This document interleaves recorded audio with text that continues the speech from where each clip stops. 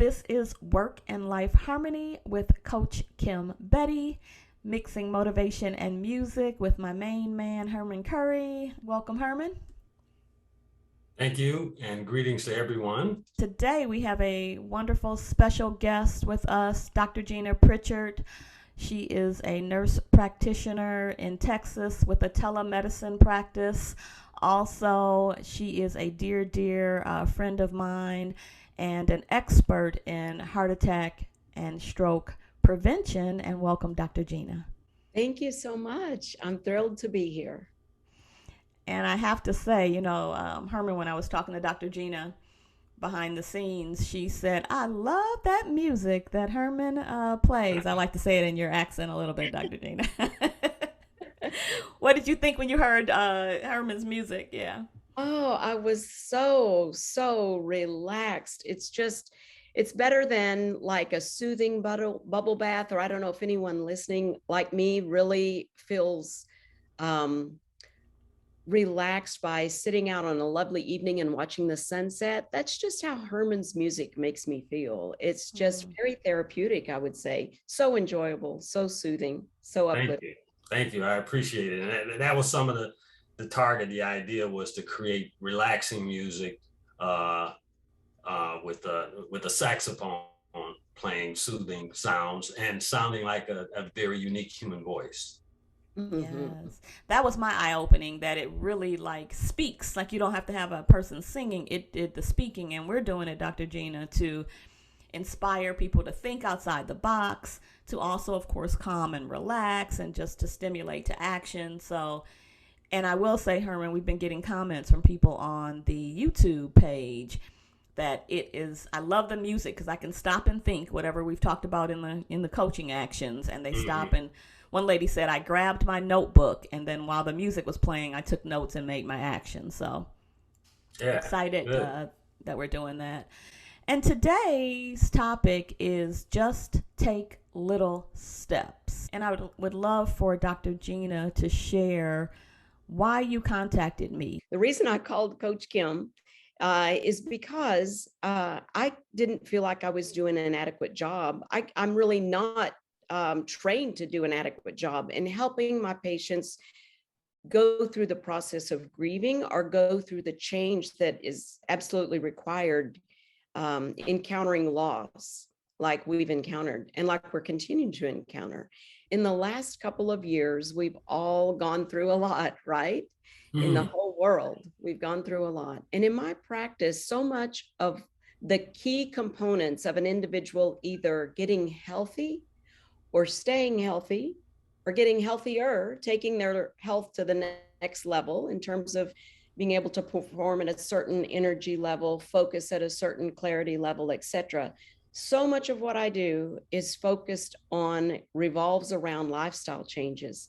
What I kept hearing over and over, more and more as these last 2 years have gone on, is I just can't do it. I can barely make it through the day. This is what patients were coming to me saying. Patients either have lost their job or they've had to relocate, they've lost their loved ones to COVID or other things. They've lost their own health due to COVID or other things, and are having maybe long haul problems after COVID. Or it seems like grief and loss is causing everyone to just want to just check out of life, right? Barely make it to work, barely get the kids to school, and just have to go home and go back to bed. And not only loss, but like the new dramatic or traumatic topic of the day, right? I mean, thanks to social media and kind of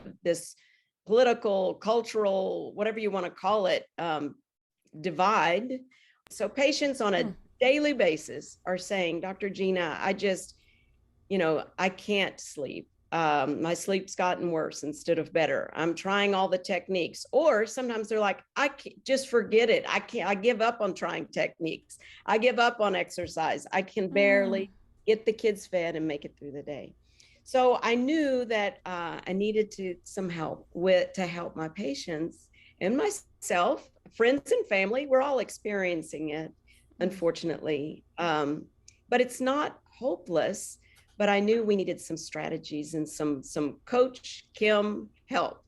And as always, you've arisen to the occasion, and I appreciate it so much. This information that you're bringing to us today is going to be very, very helpful and impactful. Yeah. Thank you. And Dr. Gina and I have worked together in the past. I actually had an opportunity to coach some of our patients, you know, and we would work together, roll our sleeves up, and help people take actions that they needed to take to be healthy. We've done some work together with exercise and nutrition, and both supported another nurse practitioner in helping her to have people make the behavioral changes. Me from the taking action perspective, and Dr. Gina from elevating the importance of it regarding heart attack and stroke and diabetes and things like that. This was a little different, and I can remember the exact moment that the text came through. Dr. Gina texted me and said, help. My first instinct was to go into Coach KB mode, you know, and that is to help people to experiment with change and get into action and do the things that you need to do and really put the reason why in front of them and really say you kind of have to take care of yourself. I was ready for that. And then I felt just something, Dr. Gina, in my spirit. And you got to know, Dr. Gina and I, and, you know, we're not putting our faith on anyone, but we were even actually watching the same sermon one Sunday when we were talking about it, texting back and forth with her. And she's like, I'm watching that. I'm like, I'm watching it too, you know. And it just hit me that the answer wasn't to say, you got to take care of yourself, get into action. I mean, that is the answer. I'll do the movie spoiler. That is the answer. Yeah. But I knew that there was something more. Like, who can I really get to support us in this matter? And then it just hit me that it was one of my other dear friends, and that's Dr. Portia Locke. And I'm going to introduce her in a moment. I've recorded an interview with her. One of the most difficult interviews that I've ever recorded and edited, because you remember I have to listen to it over and over and over in order to do editing. I love editing. It's like therapy for me. This one was tough though, because she shares her story with grief and then also her perspective working with countless people while they're grieving. So before we do that, let's play that soothing music for us.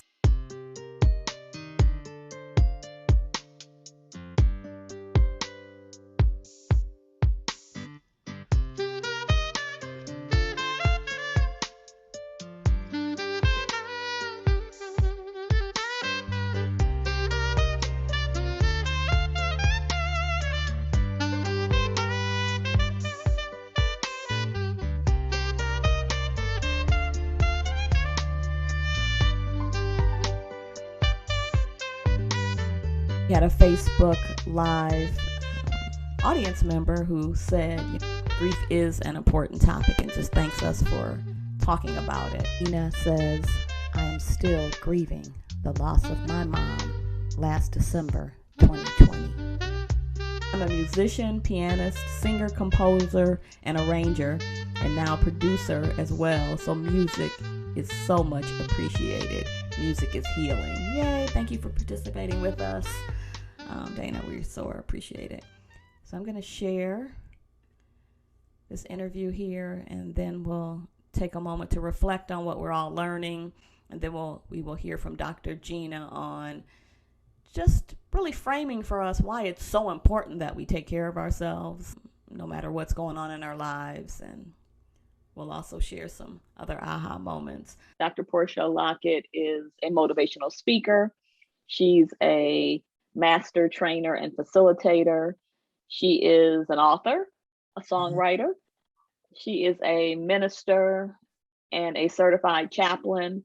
And most recently, through her own personal storm, she has become a grief recovery specialist. I value our friendship. I value that you always come on and share with my listeners.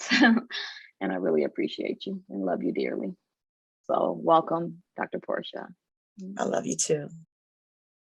Dr. Gina Pritchard, she's a nurse practitioner in Texas, and she has a telemedicine practice as well. Dr. Gina is a heart attack, stroke, and diabetes prevention specialist. So her patients are saying, basically, I can't do the things that you're suggesting that I do, even though I want to, because I am grieving. And Sure. it's interesting because she said not only because of COVID, but also all the things going on, all of the civil unrest, all of the cultural trauma that we're all going through as well. So Dr. Gina said, and I want you to help them. I said, you know what? I don't want to talk to her patients or our listeners. I don't want to talk to people. I want to talk with people. And so just as much as she reached out to me, I immediately knew, who are you going to call? I'm going to call Dr. Portia Locke, because I wanted to talk to someone who has been there, understands. And as I told Dr. Gina, Dr. Portia Locke also, I see her. I don't know behind the scenes, but I see her in motion, in movement. I'd like to understand, what is a grief recovery specialist? A grief recovery specialist is a person that helps you go through the grieving process. A losing of a loved one, losing a child, losing a spouse, going through divorce, losing a pet, losing a limb. There's a process to help you to go through it. Tell us as much as you can share about your own personal storm. In December of 2020, right in the midst of COVID, my middle son got his wings. So I've lost my mother, I've lost my father, I've lost a sibling, I've lost friends, I've lost family members, but to lose a child, it was devastating for me. I felt like I had just been knocked off my feet, and all of the wind that I had within was just blown out. Everything was just sucked out of me. Everything that I lived for was just taken away. Yeah. And it was almost as if I was in like a nightmare. He called me that morning and said, Mama, I feel like I'm getting ready to go to a whole different level. Things are just working out for me. My business is going, I'm an entrepreneur. I've got music going. My record label is picking up. All of my products are, going really well. I just feel like God is getting ready to take me to a level. I can't even explain it to you, Mom, but I'm getting ready to make you proud. And I said, baby, you've already made me proud. And he said, yeah, but he says, I'm just feeling some kind of way. I'm like, okay. So he always called me his OG. So he said, all right, OG, I'll talk to you later. I'm like, okay, baby, I love you. That was our last conversation. That was our last encounter together. And so that same day, which is December the 15th, later on that day, his brother called me and told me that he had been in a car accident. And so that's all I knew. And so I called the hospital trying to get some additional information. They confirmed that he was there at the hospital, but the nurse basically said, we're really, really busy. We've got a lot of going on. So someone's going to call you back with more information a little bit later. So then I get the phone call later that basically says that he didn't make it. Right. So basically, I've got to get on the phone. I've got to tell his brother to try to get over to the hospital. I got permission for you and his girlfriend to be able to go back there and see him and kind of verify what they're telling me is actually true. And then hours later, then I discovered that he had actually been shot. Another one of those senseless shootings. I don't know if it was intentional, unintentional, it happened. I'll never know the answer to all that. And so that just took me on a whole nother level of grief. I'm that woman, I'm that person that everyone goes to get consoled, to get comforted. And now I'm needing somebody to comfort me. In the midst of all that, I just had to stand firm on the word of God. That's the only thing that basically got me through. And, and I don't know where, others are in their faith, but, I cried out to God. Yeah, I was even a little angry at God. I'm just like, okay, what did I do to deserve this? I've done everything you told me to do. I've gone everywhere you told me to go. I've called folks. I've, given out, blessings to this person and that person. I never questioned, my path. Mm-hmm. For this, it felt like I was in a choke where I really just couldn't breathe from time to time. I'm just like, oh my goodness, is this? And so, how did COVID make it even more challenging? Because I know you had to get into action and move Oh, about and travel and all the things. I mean, it's already a complete and utter nightmare tragedy. Did that right. make it worse because it was in the middle of Yeah, COVID? absolutely. Because now it's like, okay, the whole travel piece, because he was in Atlanta and I'm in Detroit, checking into a hotel, trying to get something to eat, taking your mask off to eat. It was just crazy. And so just even, trying to find arrangements to even, get with a funeral home that was there, making the arrangements to be able to have him shipped or flown back to the Detroit metropolitan area. And then even the way that you would even do, homegoings was just totally different because of COVID. And it was just, oh my goodness, it was just something different. And so my heart really goes out to anyone that has lost a loved one, not only from COVID, but just lost a loved one, period. So we got to make sure that we help people transition through that grieving process gently. Be kind to yourself. Give yourself permission to grieve, but also give yourself permission, and it's okay to move forward. Because sometimes people think that, if I start doing things that I enjoy, if I start taking care of myself, then the person who I lost, it's almost like I'm disrespecting them. And I'm telling you, if all of our loved ones could come back and say something to us, they would say, you know what? Keep it moving.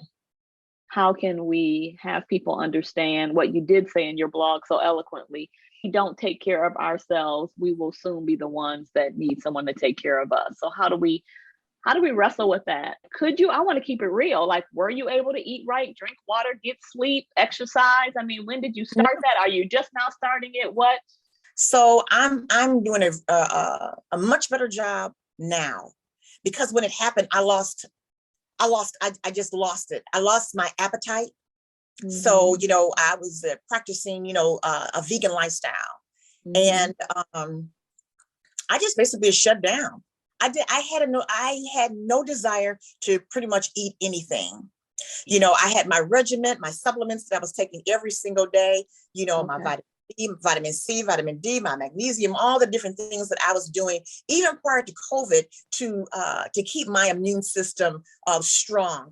Because, I was diagnosed with sarcoidosis about 12 years ago. I have been intentional about taking really good care of it because I want to live a long, healthy, productive, prosperous life. But nobody can do those things for me. Nobody can make me take those vitamins. Nobody could make me exercise. Nobody can make me eat. So I continue with my supplements, but I had no desire to eat. I cut back on my water. I mean, I cut back on everything. I was just basically sometimes just drinking tea and just coffee. I couldn't sleep. I still suffer, a little bit with insomnia. And I just went to my doctor for my medical examination, my yearly exam. And we talked about that. And so I'm filling out the forms, on the little palette. And when I came in with the resident, she said, so you're experiencing a little bit of depression. And I'm like, no, I'm not depressed. She said, well, based on the questions that you answered, you are suffering just you're a little depressed. And so for someone to tell me that I was depressed, I'm just like, wait a minute, hold on. I'm the person that encourages and inspires people to get out of their depression. And so I had to take a step back and just say, okay, I need to make some changes here. I said, okay, I'm going to start changing some things that I eat. I'm going to also change what I do at night in terms of my nighttime meditation. So I started listening to really soft, soaking, worship, relaxing music to be able to help calm me down. And I'm one to lay in the bed and watch like a Law and Order or some movies or whatever, just to tune down. So I stopped that so that my mind would be clear. I turned off my phone. I put on Do Not Disturb, so nobody was calling me. I wouldn't hear the little beep, so in the middle of the night, that lets you know that there was a message or an email. I just shut it all off. And then I found some melatonin, 5 milligrams of melatonin that really helped me just to relax. And so that's what worked for me. And you have to make that conscious decision. Making that conscious decision to say, you know what, I don't want to stay this way. So there's all these changes, that we have to experience. I know this song that says everything must change, nothing stays the same. The young become the old and mysteries to unfold, but that's the way of time. Everything must change. No one goes unchanged. And so we have an opportunity to make some conscious changes in our own lives. We can take ownership of it. Sitting down and having that conversation with Dr. Gina and just saying, Dr. Gina, I can't do everything all at once. So if you've given me 7 things to do, maybe we can start off with 3 of those things, Dr. Gina. What would be the top 3 things that you think are very detrimental for me to live? Yeah. Because some patients may be at the point where if you don't do X, Y, Z and start doing this today, if you don't give up this, you don't stop smoking this and drinking this and eating this and that and the other, you're not going to make it. Yeah. So if someone wants to talk with you, how would they get in touch with you? Oh, yes. So you can call directly to 313-307-9103. You can go into my Instagram or on social media. You can DM me. It's at Portia Locke at APortiaLockett. I'm on Facebook. You can even go to my website and there's a form if you want to have some additional conversation with me. And my website is drportialockett.com. Also, Kim, encourage them to get in some type of grief support. So if you're going through the loss of a child, sometimes sitting and having conversation with other people, you can share. No situation is the same, but to be able to sit there with other mothers, or if you're going through a divorce, get in a support group. If you're lost a limb, support group, whatever your loss or change in that's causing you to grieve, it's good to be able to have some other people to go through, and also do things that bring them joy. Even if it's just some little small things, you can't do everything. Some people say, well, reading gives me joy. Find a good book to read. If laughing would make you feel better, start watching some comedy on TV or at the movies. If trying new recipes brings you joy, try that. Whatever it is that you stop doing, just take little steps at a time, and don't let anybody force you. Move at your own pace, because when we stop moving, we no longer exist. So, Dr. Gina, what do you think? And I love that she said, give yourself permission and be gentle with yourself. Mm-hmm. If we could view ourselves like we view our spouse or our best friend or our children or our dearest loved ones, and treat ourselves the way that we would treat them. We want them to be well taken care of. Science does tell us if we don't take care of ourselves, our lives will be shortened by cardiovascular disease and other things. And either our last 15 years will be miserable due to disease, or it will be cut short. From a practitioner, from a healthcare provider, what were some ahas? Yeah, I think it's that advice to make, for one, start with the 1, 2, or 3 things. Put your health first. It's that important. And the 1, 2, or 3 things is so key. Some people can't add another thing to their plate, but they could go to bed an hour earlier. One other thing, Dr. Gina, that my heart goes out, because you know that I'm a burnout advocate. And so to deal with suffering patients and grieving patients and people in pain can cause you burnout, and absorbing that. What's so interesting, though, is feeling like you're comforting another human being can give you joy and combat some of your own burnout. Let me share with you, Dr. Gina, a case scenario that I read in the American Family Physician just this past 2019. And it sounded so much like what you were talking about. And the scenario was a 56-year-old patient recently came in for a 6-month follow-up for some well-controlled medical conditions. He's been a patient for more than 20 years. He's generally been upbeat on his visits. Over the past few years, he shared freely about his wife's battle with colon cancer. When I asked how he was handling her decline in health, typically he responded, "I'm hanging in there." At this particular visit, though, the veneer of keeping things together had vanished. He shared through teary eyes that his wife had died about a month ago, and he was visibly upset, barely made eye contact, spoke with a shaky voice. He tried to maintain his composure, but emotions got the best of him. Other than referring him for grief counseling, what are some of the recommendations for a busy primary care physician when helping grieving patients? Several of the articles that I've read over the past week or so in preparation of this podcast all really said the same things. And it was that in addition to, of course, curing and healing and things that healthcare providers can sometimes do and work to alleviate people's pain and suffering, one of the most important things that you can do is to provide comfort.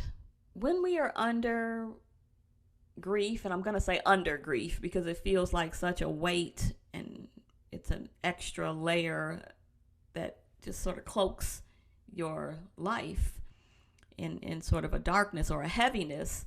Let me share with you, healthcare providers. Picking up the phone is laborious. Filling out the health form is laborious. Confirming is laborious. Like going there and saying hi to everyone in the office, like everything it's hard. It's hard to make your bed up when you're feeling that way, let alone the extra. And I'm going to tell you the really bottom line.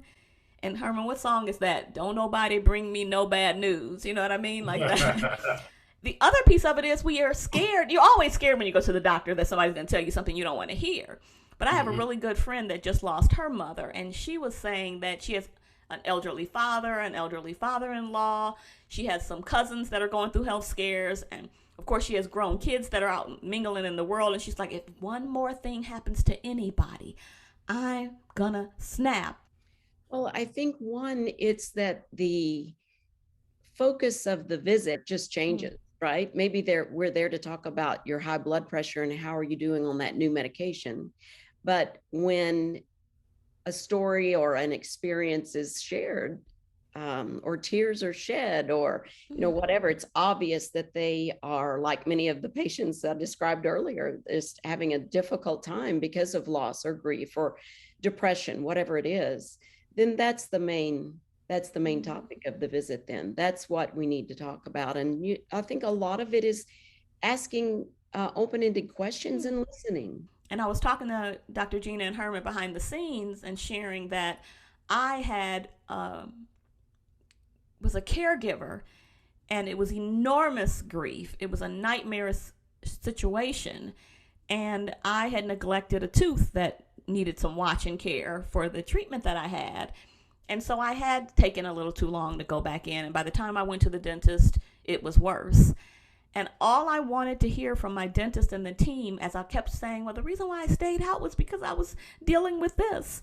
And they were doing what they thought was the right thing. Well, you need to take care of it. You took too long. You got to do better. But I needed someone to say, oh, we understand why you probably stayed out. We understand it. However, Dr. Gina, it's just that one statement. I get what you're saying to me. Active listen, play it back to me, and then give me that. However, let me take care of you. Or even something to the effect of doing these next steps.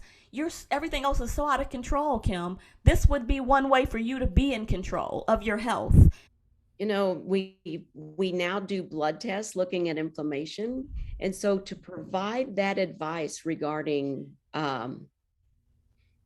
giving comfort, verbalizing understanding to our patient, and helping them seek treatment when needed, or seek out the coach or the recovery specialist, etc., is as important as treating the tooth. It is as important as giving the blood pressure medicine, because I've done inflammatory markers long enough to know that we see it in the blood. I've had patients who do, this was 5 years ago, pre-COVID, I'm thinking of a particular patient that led a pristine lifestyle, would show me pictures of her blueberries that she was eating, and, exercised, went to bed early, got good sleep, all of the things, but kept having inflammation in her blood work. And we were just scratching our head. It wasn't an oral issue, which many times it is.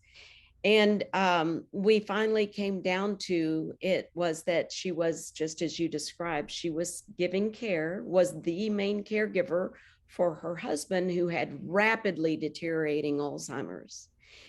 And that stress from that caregiving role was what was driving her inflammatory markers to be high. The most important thing we can do is to provide that understanding those just takes a few sentences, maybe 5 more minutes of your time. If you're really rushed, I would take longer if need be, but even in a busy practice, you could take 5 minutes and not only listen, provide comforting statements, and give them some resources. It's life-saving. Any aha moment you're having, Herman, over there as you listen? Well, I want to interject the point that because women tend to be a little more connected to their emotional state.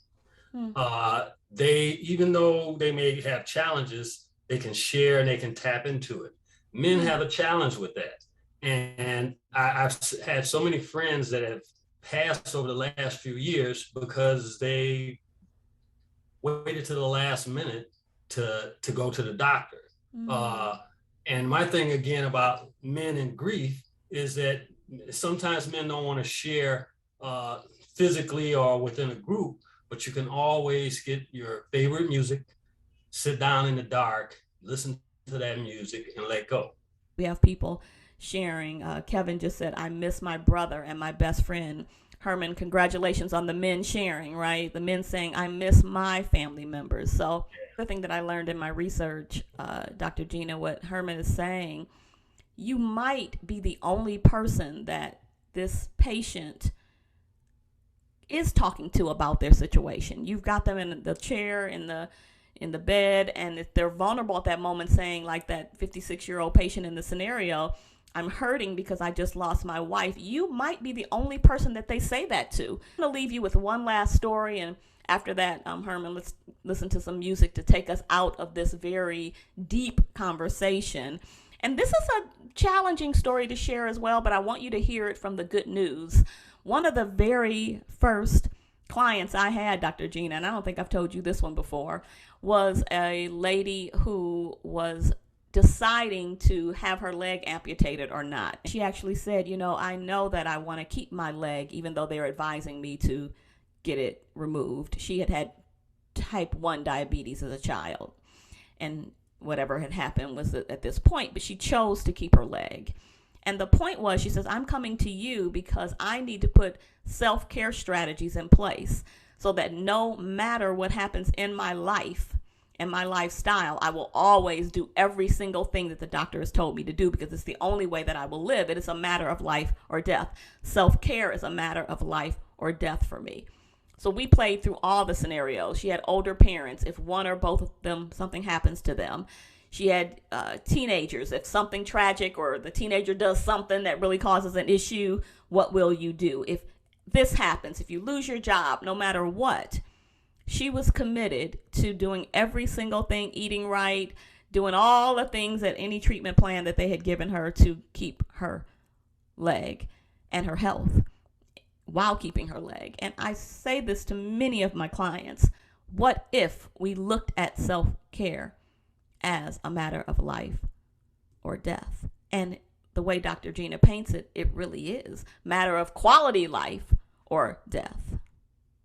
So our purpose today was for anyone that is grieving, anyone that is hurting, just take little steps. That's right. Thank you so much for getting this most important message out to our listeners.